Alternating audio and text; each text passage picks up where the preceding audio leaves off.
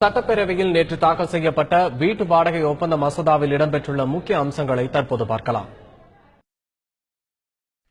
வாடகை ஒப்பந்தத்தை பதிவு செய்யாமல் எந்த வீட்டையும் வாடகைக்கு விடக்கூடாது.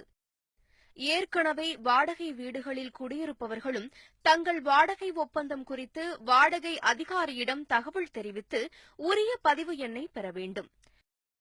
வாடகை ஒப்பந்தங்கள் பதிவு செய்யப்பட்ட நாளிலிருந்து 15 நாட்களுக்குள் வாடகை அதிகாரியால் இணையத்தில் பதிவேற்றம் செய்யப்படும்.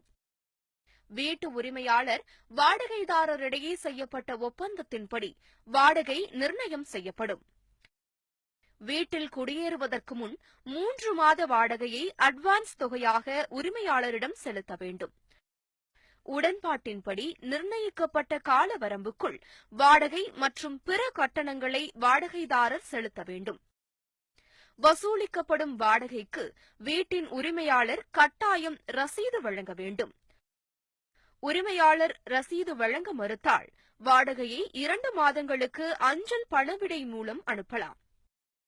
அதற்கு பின்னரும் ரசீது வழங்க மறுத்தால் வாடகையை உரிய வாடகை அலுவலரிடம் நேரடியாக செலுத்திவிடலாம்.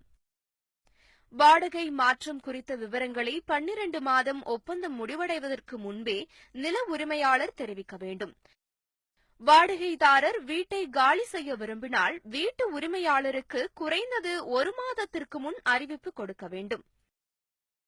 வீட்டு உரிமையாளரின் எழுத்துப்பூர்வ அனுமதி இல்லாமல் வீட்டில் எந்த பகுதியையும் உள்வாடகைக்கு விடக்கூடாது. குடிநீர் பைப்புகளில் ஏற்படும் சிறு கோளாறுகள், மின்சார சுவிட்சுகள் மாற்றுதல், கதவு, ஜன்னல், தாழ்பால் உள்ளிட்ட சிறு சிறு கோளாறுகளை வாடகைதாரர் சரி செய்து கொள்ள வேண்டும். பெயிண்ட் அடித்தல், குடிநீர் குழாய்களை மாற்றுதல் உள்ளிட்ட பெரிய கோளாறுகளை வீட்டு உரிமையாளர்கள் சீர் செய்து கொடுக்க வேண்டும். வாடகைதாரரை உடனடியாக காலி செய்யுமாறு நெருக்கடி கொடுக்க முடியாது. அதேபோல் வீட்டை காலி செய்ய உரிமையாளர் அளித்துள்ள கால வரம்புக்கு மேல் வாடகைதாரரும் குடியிருக்க முடியாது. ஒத்துக்கொள்ளப்பட்ட பழுது பார்ப்புகளை செய்ய வாடகைதாரர் மறுத்தால் வீட்டு உரிமையாளர் அவற்றை செய்து முடித்து அதற்கான தொகையை அட்வான்ஸ் தொகையிலிருந்து கழித்துக் கொள்ளலாம். அதேபோல் உரிமையாளர் ஒத்துக்கொண்ட பழுது பார்ப்புகளை செய்யாவிட்டால் அதை வாடகைதாரர்களே செய்து கொண்டு அதற்கான தொகையை வாடகையிலிருந்து கழித்துக் கொள்ளலாம்.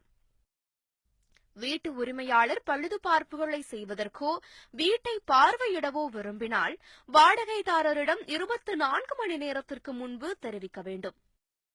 இரவு 8 மணிக்கு மேலோ காலை 7 மணிக்கு முன்னரோ வீட்டிற்குள் நுழையக்கூடாது. உரிமையாளர் வாடகைதாரரிடையே ஏற்படும் பிரச்சினைகளை விசாரிக்க மாவட்ட கலெக்டர் நிலையில் அதிகாரிகள் நியமிக்கப்படுவார்கள். அதிகாரியின் உத்தரவு ஏற்கத்தக்கதாக இல்லாவிடில் வாடகை நீதிமன்றத்தில் மேல்முறையீடு செய்யலாம்.